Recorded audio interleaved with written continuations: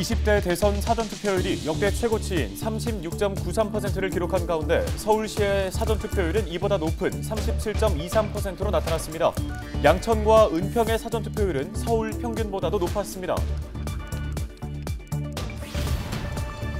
20대 대통령 선거 본투표까지 이제 하루 남았습니다. 유권자들은 대통령 후보에게 어떤 바람을 갖고 있을까요? 여론은 지금에서 들어봤습니다. 서울시가 2040 도시기본계획을 내놨습니다. 아파트 35층 층수 제한을 없애는 게 골자인데요. 이슈앤피플에서 자세한 내용 짚어봅니다. 서울시가 갑작스런 산불로 대규모 피해가 발생한 동해안 지역에 4억 원을 지원합니다. 관련 소식 전해드립니다.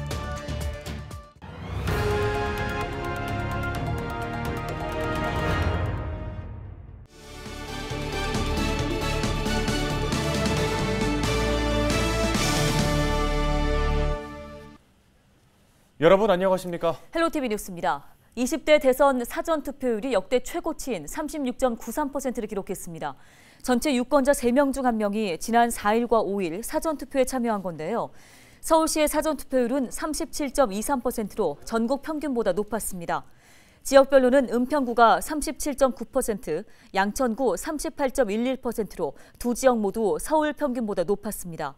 서울시 25개 자치구 중에선 은평은 10번째, 양천은 5번째로 높았는데요. 사전투표율이 가장 높았던 지역은 종로구로 40.65%를 기록했습니다. 지난 19대 대선과 비교하면 양천, 은평 지역 사전투표율은 10%포인트 이상 올랐습니다. 더불어민주당 이재명 대선 후보가 공식 선거운동이 시작된 이후 처음으로 은평을 찾았습니다. 이재명 후보는 선거를 사흘 앞둔 지난 6일 오후 은평 응암역 앞에서 집중 유세를 펼쳤는데요. 이 자리에서 이 후보는 신분당선 서북부 연장선과 수색 역세권 개발 등 은평 주민의 수건 해결을 위한 적임자는 자신이라고 강조했습니다. 이 후보는 대한민국의 미래를 위해 현명한 선택을 해달라며 지지를 호소했습니다.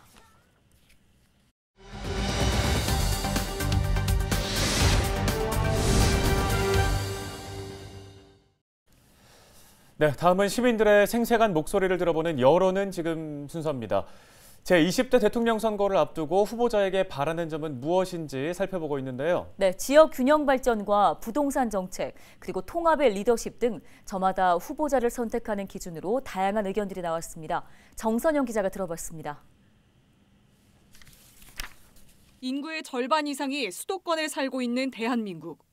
정치와 경제, 문화 등 대부분이 수도권에 집중되면서 일부 지역은 인구 절벽과 지방 소멸을 우려하고 있습니다. 이번 대선에서 비수도권 주민들은 지역 간 격차를 줄이고 균형 발전을 이룰 수 있는 후보자를 뽑겠다고 말합니다. 위만 넓지 아무런 그런 게 잘 없잖아요, 이게. 그래서 이제 그런 것들은 모든 것이 와가지고 사람들이 모여들 수 있는 이런 조그마한 거라도 이렇게 만들어졌으면은. 지방대가 조금 활성화돼서 서울로 애들이 많이 안 갔으면 좋겠어요. 지방이랑 서울 간의 격차가 심하니까 그 격차를 해소하려면 아무래도 인재들이 여기 있어야 이제 되겠죠. 지역의 균형적인 발전을 위해서 청년들을 위한 일자리나 그런 정책들을 추진해 주셨으면 좋겠습니다. 최근 천정부지로 치솟은 집값은 세대를 불문하고 가장 큰 고민입니다. 유권자들은 후보들이 경쟁적으로 내세우고 있는 부동산 공약을 꼼꼼하게 따지겠다고 강조합니다. 학생 같은 경우에는 나중에 집 살 때 좀 돈이 좀 많이 좀 들어갈 거 하고, 돈이 좀 얼마 없는 사람들한테는 이거 부담이 좀 심하게 갈 것 같다 하고, 그런 거 집값을 좀 조정하는 분이 됐으면 좋겠어요. 첫째는 부동산, 우리 애기도 아들이 지금 집이 없습니다. 집이 없어서 이리저리 지금 전세에 살고 있는데 집 구하기가 일단은 젊은 애들 부동산 문제에 첫째가 그게 제일 중요하다고 생각하고 있고요. 특히 치열한 접전이 예상되는 이번 선거에서 소통하는 자세와 통합의 리더십은 대통령이 갖춰야 할 중요한 자질입니다. 몇몇 사람이 결정을 해놓고 마치 이것이 국민들의 뜻인 양 이렇게 말씀하시는 이런 것들을 좀 지양하고 결국은 소통을 많이 하는 것 그리고 현장에 답이 있다는 것을 아는 것이 아주 중요할 것 같습니다. 정책 같은 걸 처리하는 데 있어서 여러 전문가들의 의견을 듣고 훨씬 좋은 방향으로 갈 수 있도록 독단적으로 뭔가를 막 해나가기보다는 서로 통합이 돼가지고 잘 우리나라를 이끌어주셨으면 좋겠습니다. 이번 대선의 사전 투표율은 36.93%로 역대 최고치를 기록했습니다. 저마다의 바람을 담아 소중한 한 표를 행사한 유권자들. 사전 투표의 뜨거운 열기가 본 투표까지 이어질 수 있을지 주목됩니다. 헬로티비 뉴스 정선영입니다. 코로나19 관련 소식입니다. 7일 0시 기준 서울의 신규 확진자는 39,558명을 기록했습니다. 사망자는 23명이 추가 발생해 누적 2,582명입니다. 지역별 신규 확진자는 양천 1,836명, 은평 1,903명입니다. 주간 단위 확진자 발생 현황을 보면 지난주는 일평균 44,054명이 발생해 2주 전보다 11,446명이 증가했습니다. 치료 중인 재택치료자는 20만 명을 넘어섰는데요. 서울 시민의 백신 접종률은 2차 87.4%, 3차 61%로 집계됐습니다.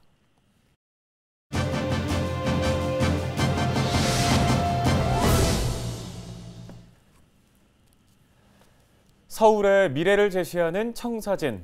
2040 서울 도시기본계획이 발표됐습니다.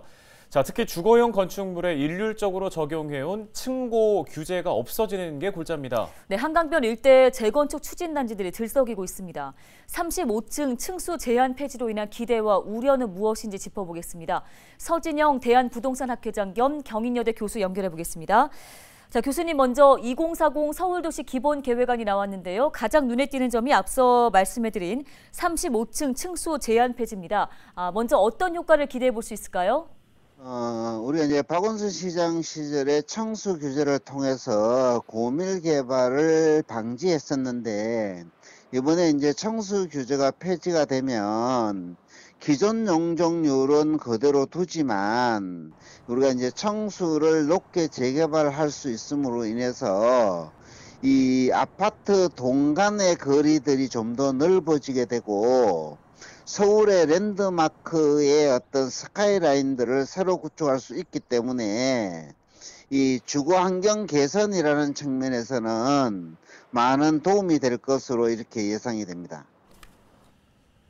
네, 재건축을 기다려온 서울 시민들, 특히나 이 한강변 주변 단지에는 반가운 소식일 것 같습니다만, 자, 이번 서울시의 계획이 특정 지역에만 큰 수혜를 좀 몰아준다거나 부동산 가격 자극 또는 도심 난개발에 대한 우려도 제기되고 있는데 어떻게 보고 계십니까?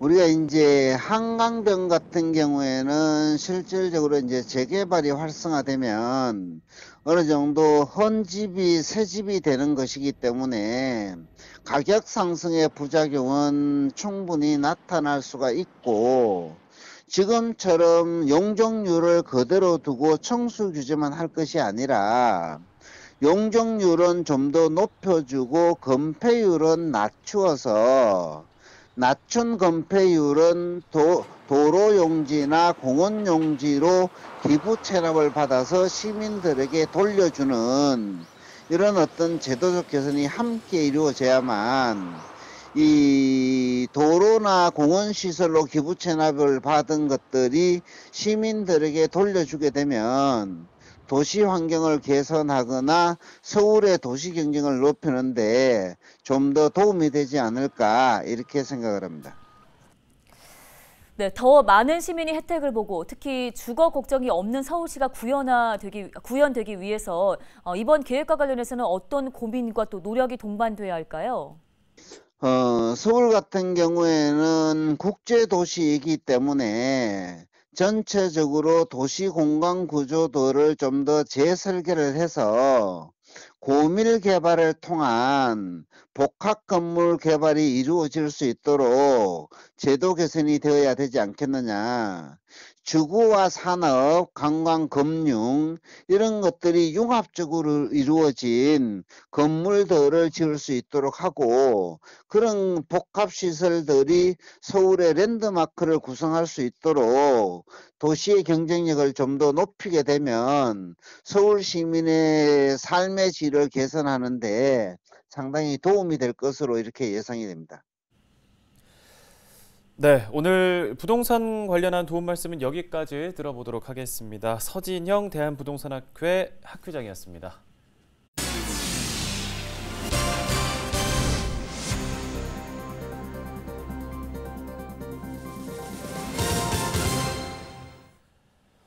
다음 소식입니다. 서울시가 울진과 삼척 등 동해안 산불 피해 지역에 재해복구비 4억 원을 지원했습니다. 서울시는 갑작스런 산불로 대규모 피해가 발생한 지역에 복구를 돕기 위해 재해구호협회에 4억 원을 전달했다고 밝혔습니다. 서울시가 전달한 재해구호기금은 피해 시설 복구와 이재민의 생계 안정을 위해 사용될 예정입니다. 아울러 이재민과 소방 등 현장 대응 인력을 위해 아리수 4,000병도 긴급 지원했으며 복구 상황에 따라 추가로 지원할 계획입니다. 은평구가 청년 디자이너 육성 사업에 나섭니다. 이번 사업은 청년에게는 일자리를 제공하고 사회적 경제 기업에는 디자인 개선 비용을 지원하는 사업인데요. 청년 디자이너 모집 대상은 만 19세 이상, 만 39세 이하 디자인 관련 학과 졸업생과 2년 이상의 경력자입니다. 은평구는 지역 청년을 우선 채용한다는 계획이고요. 합격자는 4월부터 넉 달 동안 사회적 경제 기업의 디자인 개발 업무를 담당하게 됩니다. 양천구가 산지형 공원 기본 계획을 발표했습니다. 산지형 공원은 도시 내부나 도시 외곽 근교산을 공원으로 지정하는 건데요. 구는 관내 용왕산과 갈산, 신정산, 지양산을 대상으로 산지형 거점 공원 조성을 추진합니다. 이를 위해 구는 향후 10년 동안 국비와 시비 등 예산 746억 원을 투입해 40개의 사업을 추진할 계획입니다. 오늘 저희가 준비한 소식은 여기까지입니다. 네, 시청해주신 여러분 고맙습니다.